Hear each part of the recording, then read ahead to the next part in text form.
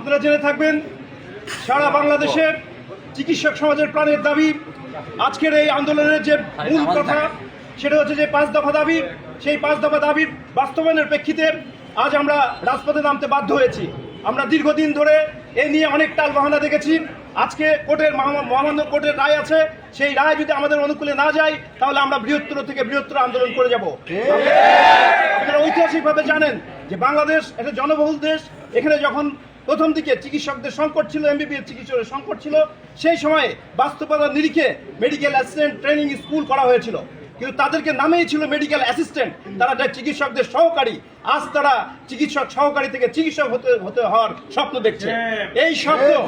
এই স্বপ্ন কখনো বাস্তবায়ন হতে পারে না।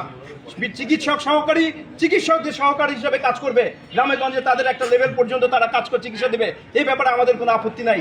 কিন্তু একজন ন্যূনতম ডাক্তার লেখার আগে একজনকে অবশ্যই 5 বছরের এমবিবিএস ডিগ্রি অথবা বিডিএস ডিগ্রি করতে হবে। ডিগ্রি আমরা কাউকে ডাক্তার লিখতে দিতে পারি না, এটা পৃথিবীর ইতিহাসে কোথাও নেই।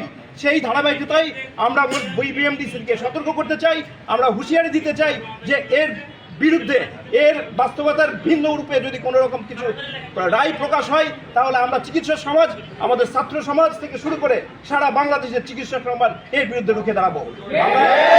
এই রায় আমাদের পক্ষে আসা পর্যন্ত আমরা রাজপথে আন্দোলন আমাদের থামালো না। চিকিৎসক সমাজের আন্দোলন চলছেই চলবে।